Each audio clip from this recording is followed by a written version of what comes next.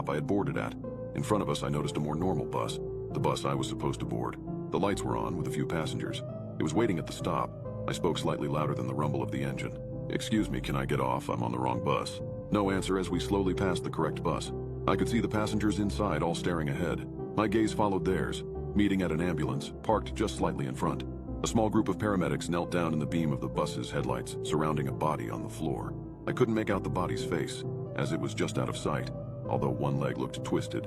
The passengers looked distraught, whilst the bus driver stood talking to the paramedics. I stood up. I need to leave at the next stop. As I spoke, I pressed the bell, and the only sign of any internal lights lit up at the front of the bus, stopping. The sign then immediately turned off. Subsequent bell presses neither made the sound nor lit up the sign. "I need to..." The bus sped up suddenly, the force pushing me back into my seat. As I tried to stand up again, the wheels screeched as we turned a sharp corner without seeming to slow down at all. Again, the force pushed me back down. The speed continued to rise. The wheels on the bus went faster and faster until the outside world became simply a blur. I had never seen a car go this fast, let alone a road vehicle as large as this. I thought for sure that I was going to die right there. "What are you doing?" I found myself yelling out amid the panic. The driver, for the first and last time, spoke. "I don't know." My mind raced almost as fast as my body was being thrown about. The world beyond the window soon morphed into a void of black, although the effects of our speed were still evident on my body as the velocity pushed me in all directions.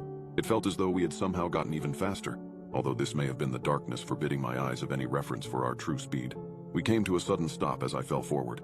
The fall was violent, but still not as bad as you'd expect for a speed change of that magnitude. My nose hit the floor, causing a great deal of pain. I stood up, holding my face, trying to regain my balance. As the dizziness subsided, I began to notice where I was. We were outside my home. The bus stop I get off at is a 5-minute walk from here. Yet here we were, directly outside my house. The doors gently opened. Despite my desire to leave as fast as possible, I found myself walking to the front of the bus. As I reached the door, I stopped. Turning around slowly to face the still shrouded in darkness bus driver, I spoke what I always do. "Thank you." I stepped onto the pavement outside as the doors closed behind me, followed by the bus driving forward into the darkness. I looked down at my watch. A minute past midnight.